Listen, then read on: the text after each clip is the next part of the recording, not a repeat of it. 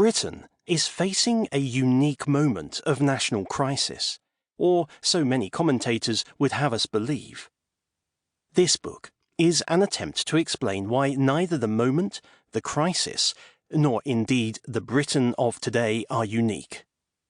We have been here many times before, legs dangling awkwardly over the precipice of the future, fingertips desperately clinging to the certainties of the past. Each time the Britain, or earlier the England, or the Wessex, that conservatives or incumbents have fought to preserve, and incomers or radicals have struggled to overturn, has been a different one. To help illustrate this, I have picked 11 moments in the evolution of Britain and British identity, and one attempt to predict a possible future, both to show how we have arrived at our current state, and to suggest that challenge and change are inevitable companions to a nation's growth. Change, indeed, is the heartbeat of history, a reminder that we, as individuals, groups, countries or ideologies, are not moribund, safely trussed up in a library with the other tombstones of long-dead peoples and vanished beliefs. In the 7th and 6th centuries BC, the pre-Socratic Greek philosophers, the first to see the world as a subject for critical thought rather than the plaything of the gods, expended much effort on trying to discover the prime force that made up and moulded the universe. Thales of Miletus, the pioneer, came up with water. His successor, Anaximenes, plumped for air.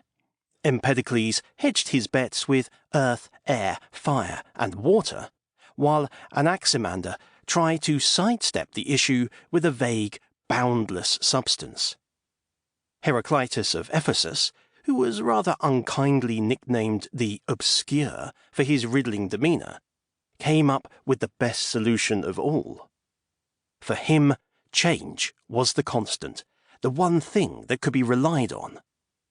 As he memorably summarized his view of history in the world, you cannot step into the same river twice.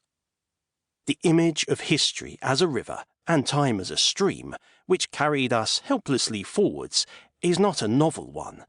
Yet it is a particular conceit of our own times to insist that we can dam this river, stop history, and even wade backwards a decade or two to some imagined moment when national myths nurtured an idyll of self-contented ease.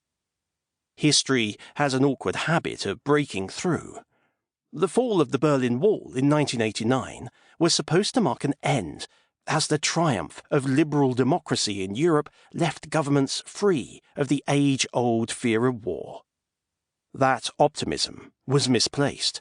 Within a decade, the Balkans were once more ablaze, and 20 years later, Ukraine.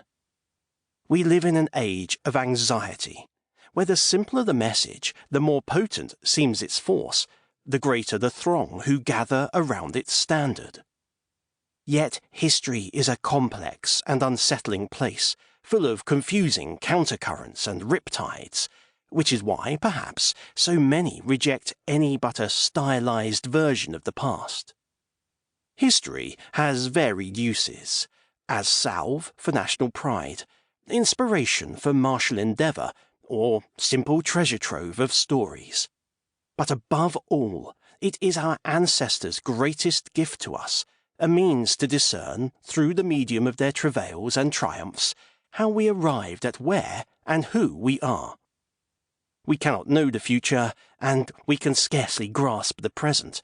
History, then, is our single touchstone in deciding how to act, which social movements to embrace, and which political utopias to reject. The current question of whether Britain should be a primarily maritime or global power with its face to the Atlantic, or a land power fully engaged with our European neighbours, was just as real to our Elizabethan ancestors who wondered whether a future as carrion crows picking on the entrails of Spanish America was preferable to the more mundane and muddy slog of sending battalions to defend their Protestant co-religionists in the Netherlands.